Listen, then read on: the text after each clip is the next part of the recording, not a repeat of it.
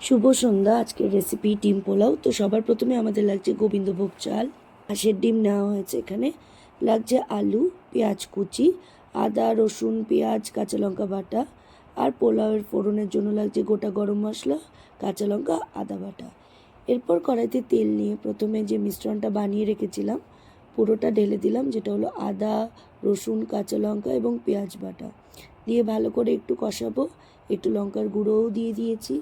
ভালো করে কষাতে হবে যতক্ষণ না পর্যন্ত তেল না বেরিয়ে যায়। একটু আমি এখানে বিরিয়ানি মশলাও অ্যাড করেছি যাতে একটা সুন্দর ফ্র্যাগ্রেন্স আসে। তো দেখছো এখানে অনেকটাই তেল বেরিয়ে গেছে। এই মোমেন্টে আগে থেকে ভেজে রাখা ডিম আর বেরেস্তা হালকা করে ভাজা দিয়ে একটু জল দিয়ে ডিমটাকে রান্না করে নেব।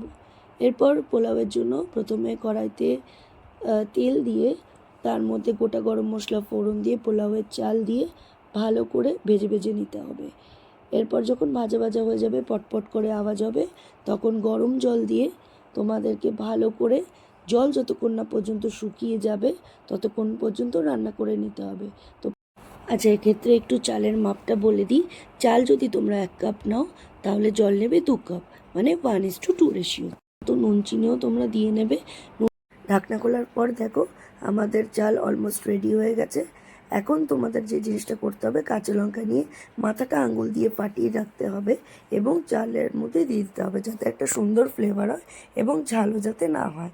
এরপর আর কিছুই না, পোলাওয়ের চালের মধ্যে বেরেস্তা এবং ডিম অ্যাসেম্বল করে ওপর থেকে একটুখানি কেওড়া জল এবং বেরেস্তা ছড়িয়ে ঘি দিয়ে ঢাকা দিয়ে রাখতে হবে।